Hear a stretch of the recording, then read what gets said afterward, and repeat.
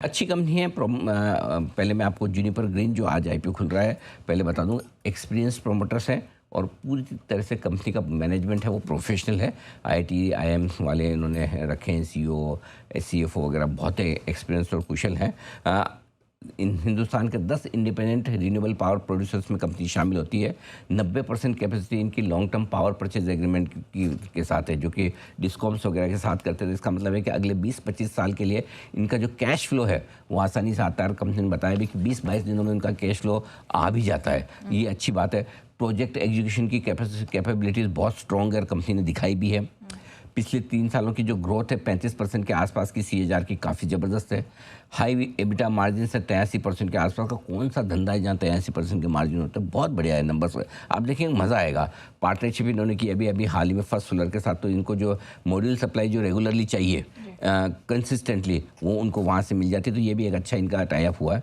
Negative side में देखें तो सबसे बड़ी समस्या है कि डेट काफ़ी ज़्यादा है कंपनी पर। 3.8 टाइम डेट इक्विटी रेशियो थोड़ा ज़्यादा है। लगातार इनके लोन्स में बोरिंग्स में बढ़ोतरी होती हुई दिखिए। वैल्यूएशन थोड़े से महंगे लग रहे हैं लिस्टेड पेयर्स के मुकाबले में, मतलब बहुत सस्ते नहीं है। कहने का मतलब ये है अगर 3 साल का व्यू रहेंगे तो ठीक है, आपको ग्रोथ दिखेगी, वो अपनी जगह है। लेकिन आज के हिसाब से देखेंगे तो थोड़ा सा और सस्ता करते तो लिस्टिंग पर अच्छा पैसा बन सकता था।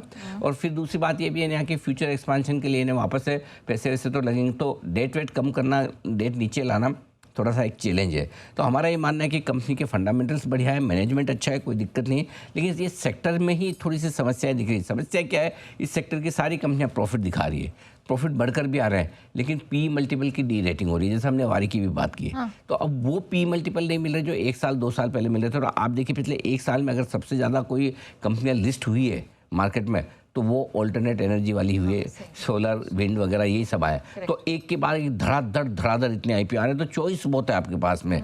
सो मेरा ये मानना है कि जो हाई रिस्क टेकिंग इन्वेस्टर्स हैं वही छोटे मोटे लिस्टिंग गेन के लिए लगाएं, मार्केट का मूड माहौल ठीक रहा तो। और स्ट्रिक्ट स्टॉप लॉस आप आईपीओ प्राइस के नीचे का रखें, या फिर आप बाद में बेहतर है लिस्टिंग के बाद भी आप लॉन्ग टर्म के लिहाज से खरीद सकते हैं, बाद में देख सकते हैं। तो ये है हमारी राय। तो बहुत हाई रिस्क इन्वेस्टर हैं तो ही आप शॉर्ट टर्म के लिए छोटे मोटे लिस्टिंग, और बहुत तोड़फोड़ लिस्टिंग इनकी उम्मीद हमें है नहीं। क्योंकि पूरे सेक्टर पर प्रेशर है, कंपनी प्रमोटर में दिक्कत नहीं है, लेकिन सेक्टर पर थोड़ा सा प्रेशर है।